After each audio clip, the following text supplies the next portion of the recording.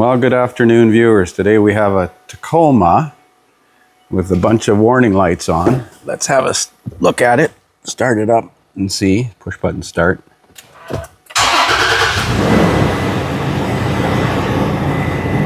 Track off light, check engine light. I thought he said the ABS light was on too. Maybe it's just check engine light. Well, we're going to do a network scan of all the controllers to see what codes it has to offer. I got a battery charger on it. Let's turn the heater fan off. Can't see.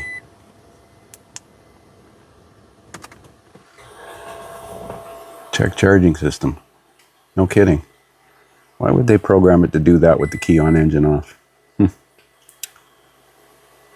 So this is a new vehicle record. I've worked for this customer before, but not on this particular vehicle. Yes, Toyota. Automatic ID. Let's see what year it is and how many kilometers are on it. I got a clean battery charger connected to it, so keep the battery from going flat while we're doing a network scan. And I set it at 13.6 volts. It's showing 13.3 on the scan tool here. Why is it taking so long to ID? There we go. Some of these imports are very slow to do a network scan. I'm not sure if it's the scanner or if it's the vehicle. I think it's the vehicle. 105,000 kilometers. Let's do a code scan of all the computers. Now this will take a couple of minutes. Random cylinder misfire. Interesting. Misfire detected. Signal rate of change above threshold. Random cylinder misfire. I wonder what it's going to say on the OBD2 side. I wonder if it'll get to be a specific cylinder. Cruise control module is the ECM, so it has the same codes. Lost communication with blind spot monitor. Lost communication with gateway module. Lost communication with blind spot module. 17 Toyota Tacoma has already got blind spot indicators.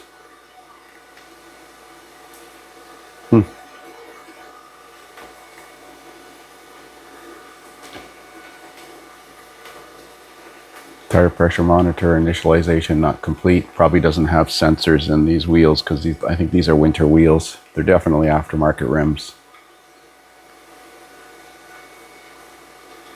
Let's see how far we are along the code scan here. 19 computers. Is it going to be 20? Or is it just going to, oh, it's 20. Well, 20 includes the OBD2 side of the ECM. Let's see what it says. It's be right at the bottom of the list.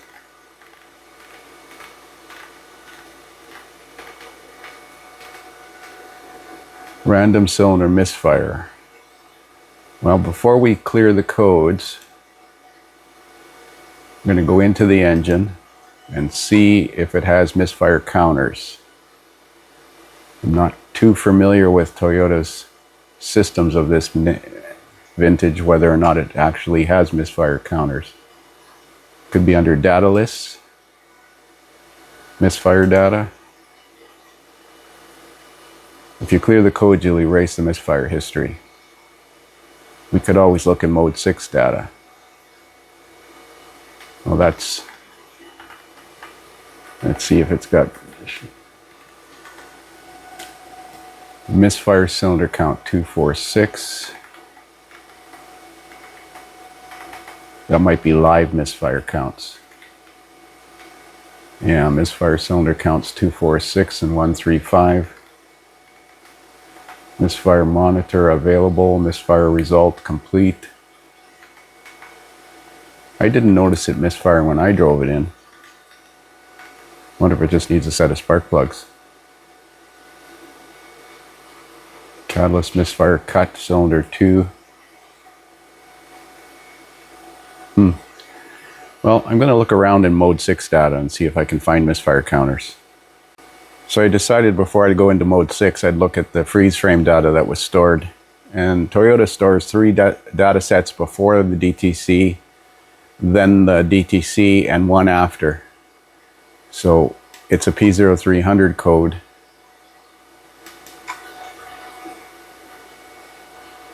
So it'll have 5 data PIDs, 3 before the current one, or the one that happened when the code set.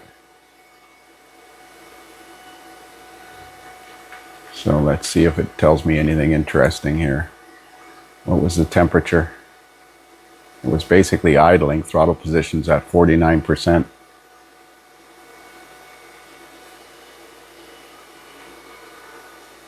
Engine runtime 300 seconds, so not very long. 600 seconds is 10 minutes, I believe.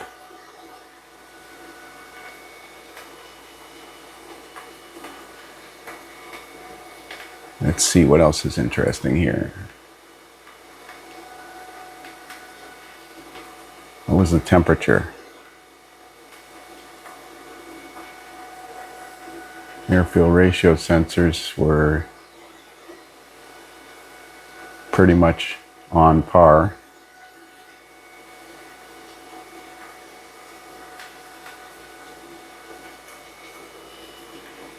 Heaters were on. Short-term fuel trims. Total fuel trim. So it wasn't correcting fuel trims. It was in closed loop. Open loop drive. It's interesting.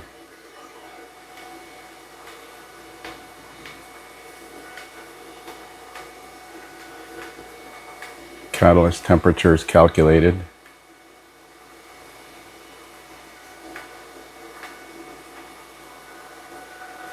Misfire count cylinder. Okay, here we go.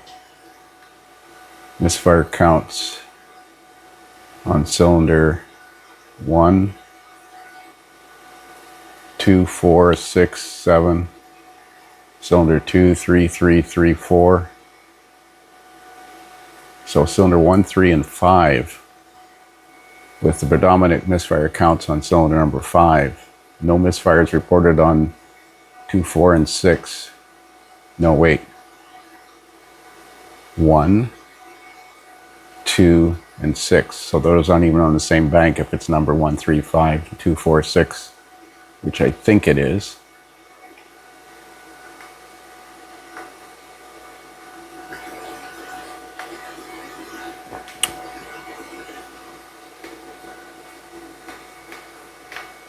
So this is, where's the temperature of this stupid thing? A lot of data here, holy mackerel.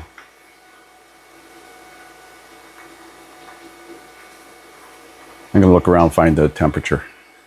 So according to this freeze frame data, the engine was at 89 Celsius after 390 seconds of runtime. So it must have been after a warm restart. It was running at about 55 to 60 kilometers an hour and fairly heavy load. Calculated load is like 98%. Yet the throttle opening wasn't very high. Accelerator pedal was at 48–50%. So it does make sense.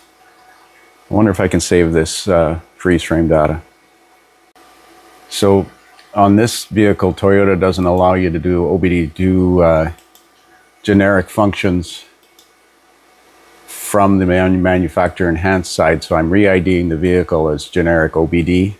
I want to look at misfire counters and mode 6 data if it's available. Yeah, mode 6. Let's see, onboard monitor systems. Let's see how it's decoded here.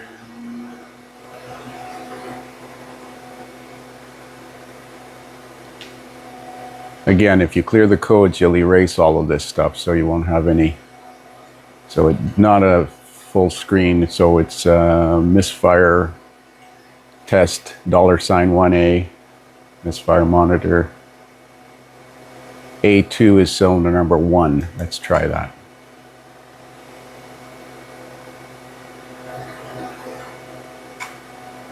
Over the last 10 drive cycles, 3.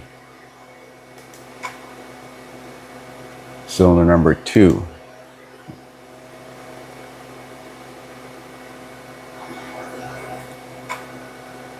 Over the last 10 drive cycles, 0. Cylinder number 3.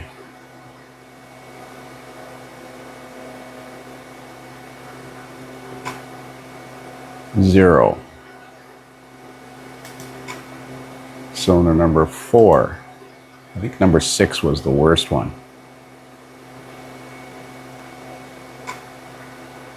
0. Cylinder number 5.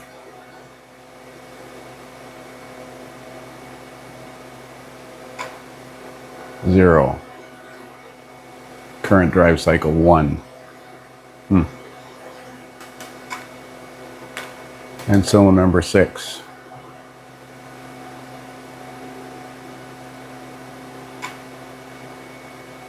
Well, that's not very conclusive. The only one that showed a misfire was cylinder number 1. But who knows if the mode 6 data is recording correctly on this thing. Value 3. Well, I think we'd better do a visual inspection. I'm going to go back into the enhanced side and start it up and see if it is actually running rough.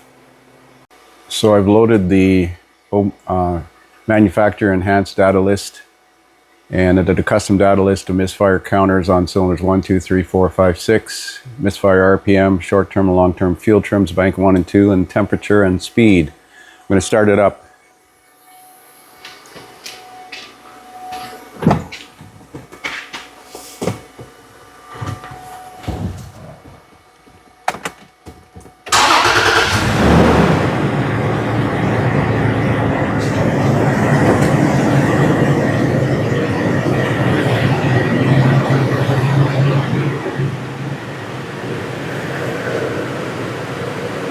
See, the short-term fuel trim number on bank 1 has gone negative. Where's bank 2?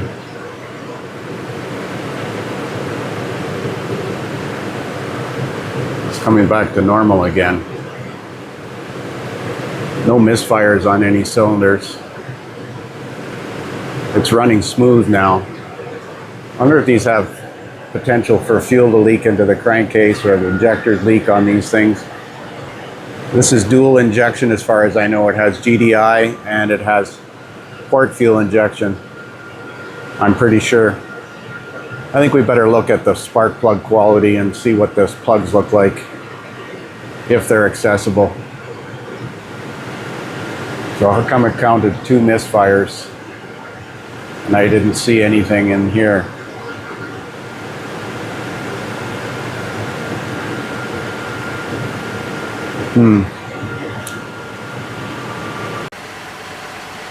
So I got the vehicle running, and I'm watching data parameters related to the fuel pressure and whether or not it's on port or GDI injection mode. It says port right now. High pressure fuel pressure sensor is 3,471 psi. That's likely because the high pressure system is not injecting fuel right now, so it's going basically through a hot soak. I wonder if we can force it to run on GDI, because the target fuel pressure is 340, unless this is reading incorrectly. I wonder if we rev it up, if this will switch to GDI mode.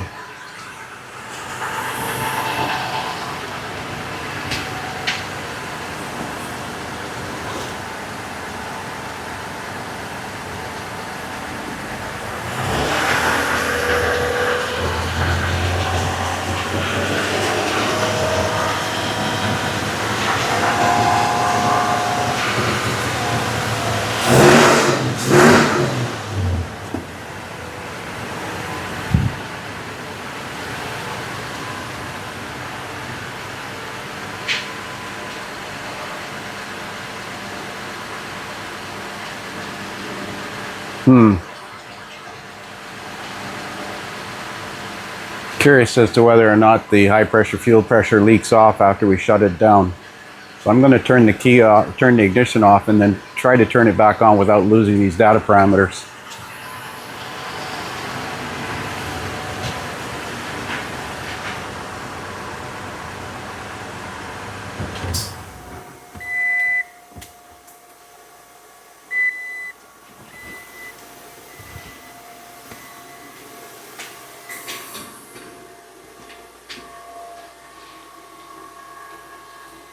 So I got the engine off with the ignition on. Seems like it stopped recording. The numbers are changing, but the graphs aren't moving.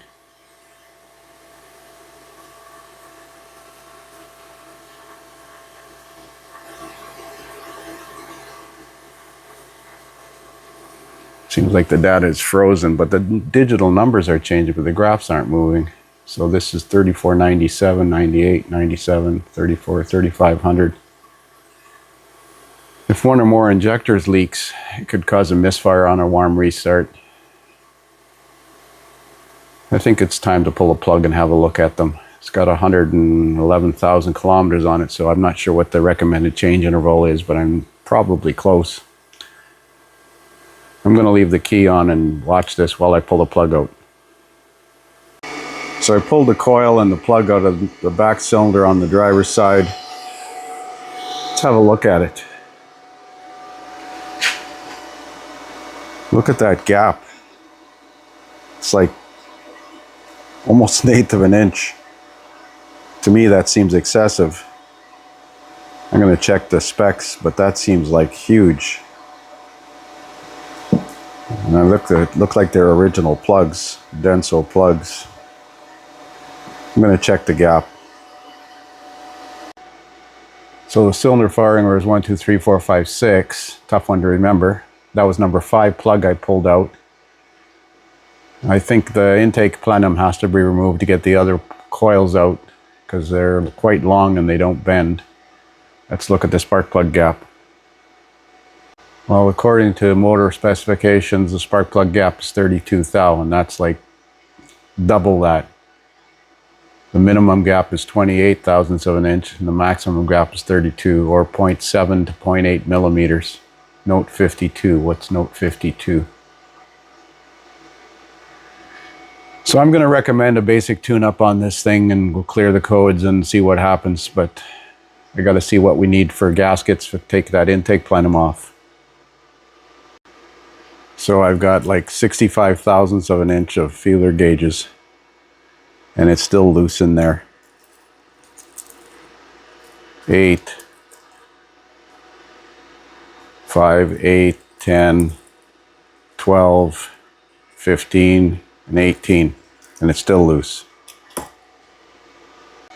So according to the parts suppliers, Autolite spark plug is 44 thou. I don't care for Champion spark plugs. Bosch spark plugs, gap is preset, it doesn't specify. But this one, Champion, says 31 thou. I'm going to get a set of plugs from the dealer so that I got the right ones. But like I said, we're going to try a set of plugs in it and clear the codes. So we're back working on this 17 Taco. And we're going to pull the plugs out of it today, which means pulling the upper intake plenum off. So remove the cosmetic cover. We've got some hoses to remove, the air induction system to remove over here. Air filter housing. You can get at the coils on the right bank, but the coils on the left bank are underneath the intake manifold. So I'll take you along. Let's get to it. So after removing the air induction from the air filter housing, let's check the air cleaner. Oh, guess we need an air filter. Vermin. We're going to leave, there's 2 coolant lines going to the throttle body here. So we could pinch off the hoses and remove them, or we could just simply remove the entire throttle body and leave it attached to the hoses. I think I'm going to do that. There's 4 bolts. That way we'll have no coolant leakage and we won't have to worry about topping up the coolant. There's a bracket back here that goes to the heater lines, another brace bolt here, and several hoses. I think they're fairly self-explanatory. I think we'll take this one off here and leave the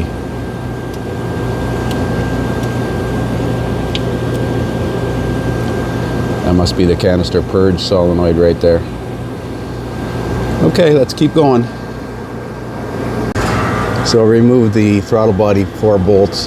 Just push it off to the side like so. You don't have to disconnect the electrical connector. You can reuse that seal. There's one brace bolt here, one here, and one here. They're 12 mil heads. And then there's 8 fasteners on the manifold that hold the manifold down to the lower intake. And that should be ready to take it off. I disconnected the vacuum hose here, harness, clip, and the fuel lines from the manifold. We're ready to lift it off. So there's a PCV fresh air hose that goes on the bottom of the intake. You can squeeze this hose clamp and pull it off. And then there's the intake manifold runner control, I think, on the back of the manifold. There's a connector there you have to disconnect. As soon as you get the manifold off, cover up the intake port so you don't accidentally drop anything in there. I use a piece of cardboard, but you could use rags or towels, paper towels. Now we have to remove some harnesses here to get the coils out of the way, but we're ready to start doing that. So there's the spark plugs out of the left bank. Look at the gap on them. They're huge. Here's a new OE plug. I purchased OE plugs right from Toyota. I see that they're a redesigned plug. They got 3 ground electrodes now. Anyways, that's the part number that they gave me based on the VIN number of the truck. Now I like to put some copper never seize on the threads, anti-seize compound on the threads, and we'll look up the torque for the spark plugs. It's probably about 18 foot-pounds. So like I said, I like to put a light coating of copper anti-seize on the spark plug threads. So the spec is actually 13 foot-pounds. I looked it up. I was just going by typical specs. 13 foot-pounds is not very much.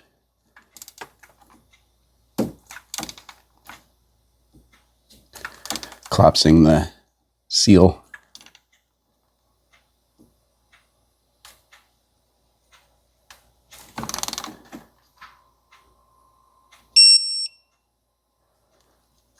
So we do that for all of them. There's no reason not to use a torque wrench. They're quite accessible. We don't want to over torque them and strip the threads or leave them loose and have them blow out. So put some dielectric grease in the boot. And it wouldn't hurt to put it on the seal up here just to keep moisture out of there in case he pressure washes the engine or something. I also like to put some on the outside of this connector and inside there as well, just to make the seal slide on easier.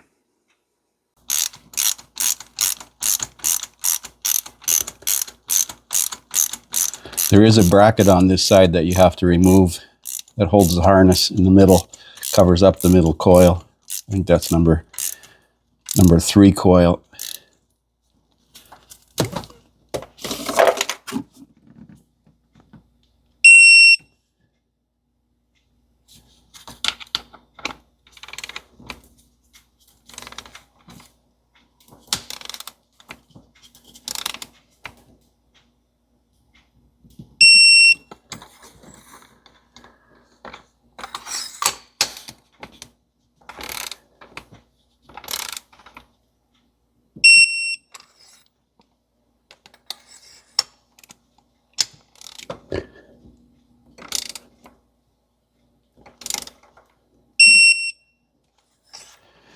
So that's it. Now we put the coils back in and reinstall the manifold.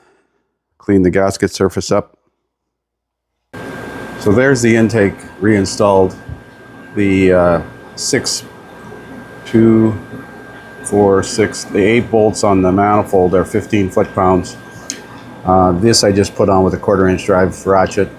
It's probably about 60 inch-pounds. And the bracket bolts and the brace bolts. Leave the brace bolts loose until the center bolts are torqued down, and then because they're slotted holes. So we're going to take this air box out of here and see if we can put some screen mesh over it to keep the squirrels or mice out of there. Popped that lower air cleaner housing out and took this piece off the end, put a piece of mesh over it and pushed it back on. We'll put it back together again with the new air filter now. So there it is, back together and running again. I've already cleared the codes out of it. I'm going to take it for a road test, but I'm 99% sure that the worn plugs is what was causing the misfire. Those plugs were pretty big gap.